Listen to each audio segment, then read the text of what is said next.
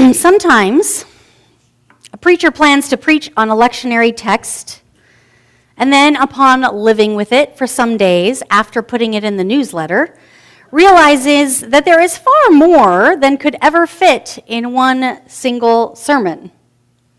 And sometimes, instead of setting that extra aside, she lets it stretch out, lets it breathe, and discovers that it wants to become a series. And that's how we've arrived at this little mini-series for the next few weeks. Who was Jesus Christ? Small topic. It feels fitting for the season of Eastertide as we imagine those mysterious days when the resurrected Christ remained with the disciples, teaching, eating, lingering, being. As I return to this text again and again, I found myself immersed in its richness, the layered metaphors, the almost musical language that seems to carry more meaning than it can neatly explain. And yet, alongside with that poetic beauty, I kept stumbling over certain phrases that I have heard before many times, phrases that in some hands have made our faith feel narrow instead of expansive. It feels important not to skip past that tension, but to sit with it together. So today we begin with that first portion of the passage that Dolores read. Now, before we go any further, it helps us to remember that the Gospel of John is unlike any of the other three Gospels, Matthew, Mark, and Luke, which tend to move more like stories, narratives of what happened as Jesus lived, taught, gathered disciples, was crucified, and rose again. John is something else. Many of the same moments do appear in the Gospel of John, but much of John reads less like history and more like symbolic poetry. Sometimes, oftentimes, elusive, but also powerful, beautiful. I'll be honest with you, as your pastor, I still wrestle with John. In this passage, we find Jesus and the disciples gathered in the upper room. The foot washing has just happened. Judas has just left to betray Jesus. The air must have been thick with emotion, confusion, grief, fear. And in that moment, Jesus offers reassurance. Do not let your hearts be troubled. And then he says something, that phrase that I referenced earlier, that has echoed through centuries. No one comes to the Creator except through me. I don't know about you, but that line felt like a snag as I read it. It felt like a needle stuck in a groove. I kept trying to read the passage, and I kept getting stuck on that same phrase until it sort of drowned everything else out. And I wonder, did your mind catch on it too, as Dolores read the text? And this is the tension. The Jesus we encounter elsewhere in the Gospels is anything but narrow. Jesus moves toward expansion, toward the margins. Jesus shares meals with those deemed unworthy. He disrupts social hierarchies. He heals. He restores. He includes. Jesus is consistently, he shifts the focus away from himself and toward love, toward neighbor, toward God. So what do we do with this statement that seems to do none of those things, but instead draws a line between this side and that side? John's gospel gives us a different kind of Jesus, one who speaks more directly about his relationship with God, who names his identity with boldness. It's important to remember that these texts were written by real people, shaped by their contexts and communities, sometimes agendas. But that alone doesn't fully explain the difference between these kinds of Jesuses that we read about. One that flings wide the door, and one that says, only through this can you get to God. The question remains, how do we reconcile this only through me language with the expansive, boundary-breaking love that Jesus embodied? Especially in a world like the one we live in today, rich with religious diversity, a world where we share neighborhoods and friendships with people of different faiths, different prophets, different sacred stories. And if we're honest, sometimes we see those neighbors living out the compassion, the justice, the humility in ways that look remarkably similar to the teachings of Jesus. Sometimes they seem to live them out even more clearly than Jesus' own followers do. So what do we do with that? This statement where Jesus says, only through me can you get to God. Interestingly, this passage itself that Dolores read offers a kind of counterbalance that I kept returning to. Just a few lines earlier than this one, Jesus says, in my Abba's home, there are many dwelling places, many homes. I can't help but wonder, what if that image is bigger than we've allowed it to be? What if those many homes speak not just of heaven in some distant sense, but of the vastness of God's presence? A divine home spacious enough to hold all the difference, to hold all the mystery of all of the faiths. Because the God that we speak of, the Creator, is not a small God, is not containable, not confined to a single pathway or tradition.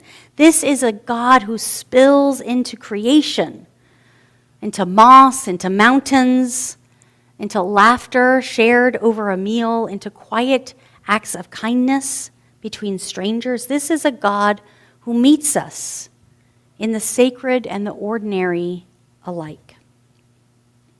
Can such a God really be accessed in only one way? Historically, many Christian traditions have answered that question with a firm yes, actually. But within the United Church of Christ, we make space for a wider conversation. Theologian Lydia Velico writes about this very question in her book, Christology and Identity in the UCC. And I read the whole chapter, hoping to find a good, nice answer that I could quote for you. But here's the thing, she doesn't tell us. All she does is talk about all of the ways that there are different Christologies or understanding about who Jesus was in the UCC tradition. There is no one unified answer about who Jesus is, or how salvation or entry to the place of God's dwelling works. Instead, there is diversity, deep, thoughtful, faithful diversity. Some hold to a more traditional understanding that Jesus is the definitive path to God, but even among them, that doesn't always necessarily lead to exclusivity or judgment of other faith paths or traditions. Others suggest that even if the statement is true, the how and the when of it are mysteries that are beyond human understanding, perhaps unfolding in ways we cannot see, even beyond this life. Still others step back and ask a different question altogether. What do we mean by salvation in the first place? If, as some of us do, don't imagine heaven and hell as literal destinations, physical places, then what exactly are we being saved from or for? And for so many of us, the experience of God's presence is already real and accessible to us, already here, already holding us. And if Jesus' life revealed a radically inclusive, boundary-breaking love, then why would that love suddenly become exclusive? If we talk about a God whose mercy is so wide, whose love is so vast, then how do we end up with a pathway to them that is so narrow? So my sermon, just like the chapter in the book, will not answer this question for you. Hashtag sorry, not sorry.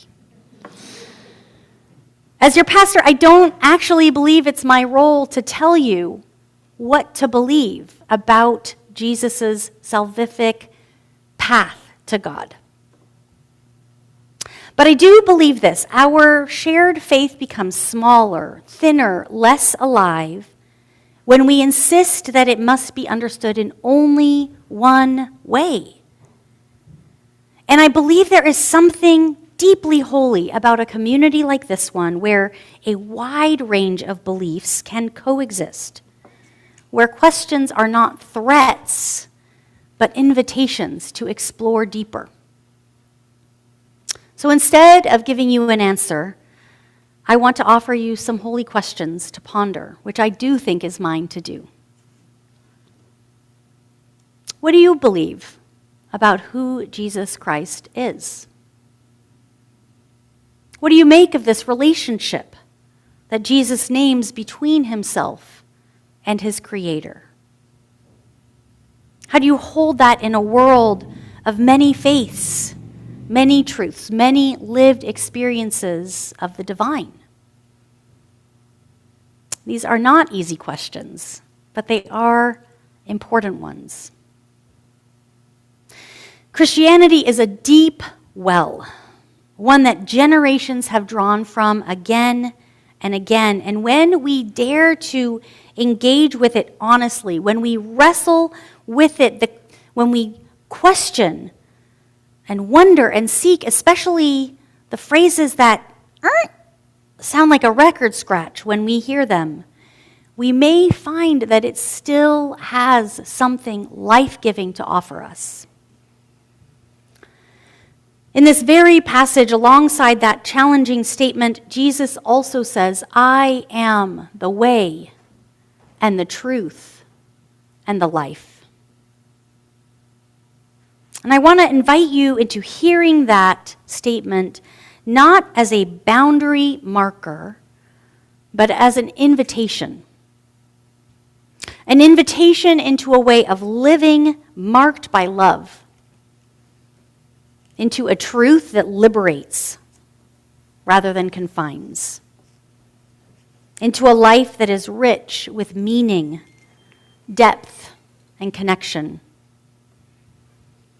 We live in a world that is constantly pushing us toward rigid binaries, toward incessant production and consumption, into a world that Wendell Berry in his amazing poem describes as being pushed to want more of everything, ready-made, be afraid to know your neighbors and to die. But Jesus opens something wider, something freer, something more alive. I am the way and the truth and the life. A way of being that reveals how much of the noise around us is hollow and invites us to let it fall away. So in the words of Wendell Berry, ask the questions that have no answers. And friends, every day, do something that won't compute. Love God, love the world, and practice resurrection. And the people say, Amen.